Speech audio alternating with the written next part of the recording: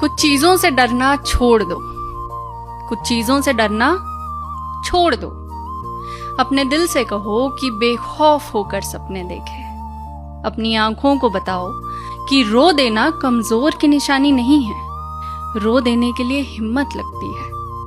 अपने आप को सिखाओ कि खुद से मोहब्बत करके ही तुम किसी और से मोहब्बत करने के काबिल बनते हो। अपने होंठों को अपनी मुस्कुराहट पे लगाम ना लगाने दो। ये जिंदगी तो तुमसे बात बात पे रूठी रहेगी, पर तुम अपने आप को जिंदगी से दिल लगाने के बहाने दो। घूम जाए ना तो बस इतना याद रख लेना कि नसीब में कुछ और बहुत बड़ा है। तो कहा है कि इरशाद कहा है कि मुस्कुराओ, मुस्कुराओ। अगर आज कहीं से हार गए हो, उस जीत की जरूरत तुमसे ज्यादा किसी को थी शायद। मुस्कुराओ अगर कुछ खो गया है, जिसके नसीब का था उसको मिल गया है शायद। मुस्कुराओ अगर दिल टूट गया है, किसी का जोड़ने के लिए किसी का तोड़ना पड़ता होगा शायद। और फिर भी रह जाए अगर दिल में दर्द कहीं, तो बांट कर मुस्कुराओ। और है अगर दिल में खुशी ज्यादा, तो सेम प्रोसेस दोहराओ। मुस्कुराओ अगर सर पे है छत, बदन पर है कपड़ा और है थाली में खाना, और है अगर जरूरत से ज्यादा, तो बांट कर घर जाना। मुस्कुराओ जब बार बार ये सोचकर हताश हो जाते हो कि इससे अच्छा ये हो जाता, इससे अच्छा वो हो जाता, तब ये सोचकर मुस्कुराओ कि इससे बुरा हो जाता तो क्या हो जाता। मुस्कुराओ जब पूछे कोई कि जिंदगी जीने का है क्या सलीका, मुस्कुराओ ये कहकर कि हमने जिंदगी से मुस्कुराना ही सीखा। वो कहते हैं ना कि कोई समझे तो उसे समझाया जाए। लोग हाल पूछते जरूर हैं, जानना कोई नहीं चाहता। दूध पीने की लत मत लगाओ, दारू की लगानी नहीं पड़ती, ऑटोमेटिक व्यवस्था है। अच्छी संगत नहीं की तो बुरी संगत लगानी नहीं पड़ती, ऑटोमेटिक व्यवस्था है। जब चढ़ाई पे गाड़ी का एक्सीलरेटर देते हैं तो तब तक ऊपर चढ़ती है जब तक एक्सीलरेटर दिया। सिर्फ एक्सीलरेटर छोड़ो, वापस लाने के लिए ब्रेक गियर नहीं डालना पड़ता, ऑटोमेटिक व्यवस्था है।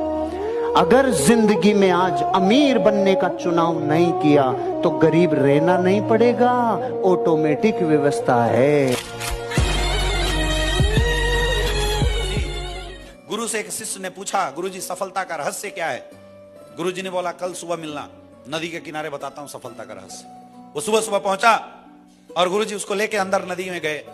जब पानी उसके गले तक आया तो गुरुजी ने उसका सर पकड़ा और जोर से पानी के नीचे डुबा दिया। अब वो छटपटा रहा था, सांस उसको लिया नहीं जा रहा था, लेकिन गुरुजी दबाए रखे अंदर। 1 मिनट 2 मिनट वो हाथ पैर मार रहा है। जब लगा कि अब ये खत्म होगा, तब गुरुजी ने उसको ऊपर उठाया। अब जैसे वो ऊपर आया, गुरुजी को भूल के भागना शुरू किया किनारे की तरफ। दौड़ने लगा दौड़ने लगा दौड़ने लगा, किनारे पहुंचा, रेत पे लेटा और जोर जोर से सांस लेना शुरू कर दिया। फिर गुरुजी निकले मुस्कुराते हुए। बोला, गुरुजी सफलता का रहस्य तो पूछा था, तुम तो मेरे जान के पीछे लग गए। बोला, बेटा एक चीज बता, जब तुम पानी के अंदर था तो तेरे दिमाग में क्या चल रहा था? बोला, कुछ नहीं चल रहा था, सिर्फ एक चीज चल रहा था कि किसी भी तरीके से मुझे पानी से बाहर आना है। मैं जोर लगा रहा था और अपनी आखिरी ताकत लगा रहा था कि आपसे पीछा छुड़ाऊं और पानी से बाहर निकल जाऊं। गुरुजी ने बताया, यही है सफलता का रहस्य। जिस दिन तेरे काम की ताकत सबसे लास्ट दम तक तेरे काम में लग जाए, जिस दिन सफलता की तड़प आपके अंदर आ जाएगी, उस दिन तुम सफल हो जाओ। रोड को बकरियां क्रॉस करती है ना, तो साइकिल वाला भी घंटी बजाता है, हट जा हट जा। कारों वाले ट्रक वाले सब घंटियां बजाते हैं और बकरियां भागती है। और जब शेर रोड क्रॉस करे, बजा हॉर्न, साइड में ले ले, बापू जा रहा है। बापू बनो जो हॉर्न नहीं बजाए कोई। अमेरिका में एक कैदी को मौत की सजा सुनाई गई। वैज्ञानिकों ने सरकार से कहा कि हम इस व्यक्ति पर प्रयोग करना चाहते हैं। उस कैदी को बताया गया, तुम्हें मौत एक जहरीले सांप से कटवा कर दी जाएगी। उस व्यक्ति की आंखों पर पट्टी बांध दी गई और उसे कुर्सी से बांध दिया गया। फिर सांप की जगह उसे 2 सेफ्टी पिन चुभा दी गई। कैदी की कुछ ही सेकंड में मौत हो गई। पोस्टमार्टम में पाया गया कि उसके शरीर में सांप के जहर के समान जहर था। अब सवाल उठता है, जहर आया कहां से? उत्तर, यह जहर उसके मन ने ही बनाया था।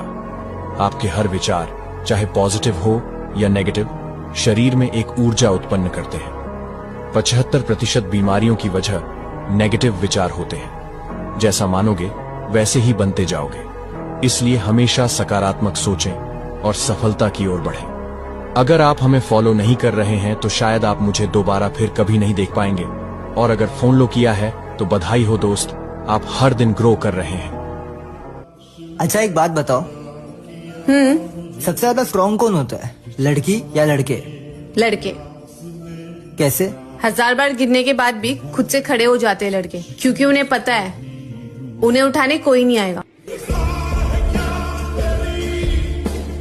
गांव में एक आदमी रहता था जो भगवान के प्रति बहुत श्रद्धा रखता था। वो भगवान की भक्ति में लीन रहता था। एक दिन उसी गांव में बहुत तेज बाढ़ आई। गांव के सभी लोग अपनी जान बचाने के लिए पहाड़ों की तरफ भागने लगे, लेकिन यह आदमी गांव के बीचों बीच एक पेड़ के नीचे हाथ जोड़कर बैठ गया।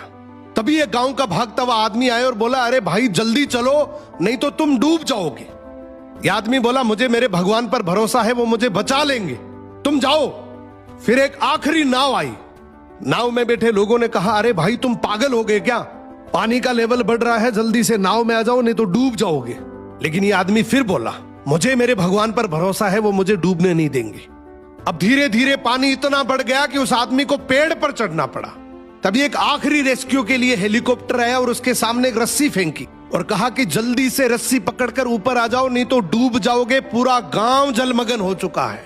यह आदमी गुस्से में बोला, मैंने बोल दिया ना, मुझे मेरे भगवान स्वयं बचाने के लिए आएंगे, मुझे मेरे हाल पर छोड़कर तुम यहां से चले जाओ। अब पानी ज्यादा बढ़ने की वजह से वो पेड़ भी डूब गया और इस आदमी की मृत्यु हो गई।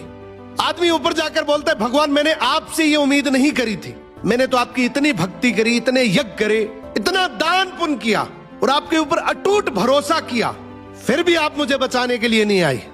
भगवान बोले, मैं तुझे बचाने के लिए एक बार नहीं बल्कि 3 बार आया था, पहले उस आदमी के रूप में, उसके बाद नाव के रूप में, और आखिर में तू फिर भी नहीं माना तो तेरे लिए हेलीकॉप्टर भी लेके आया, लेकिन तूने हर बार मौका ठुकरा दिया, इसलिए मैं तुम्हें बचा नहीं पाया।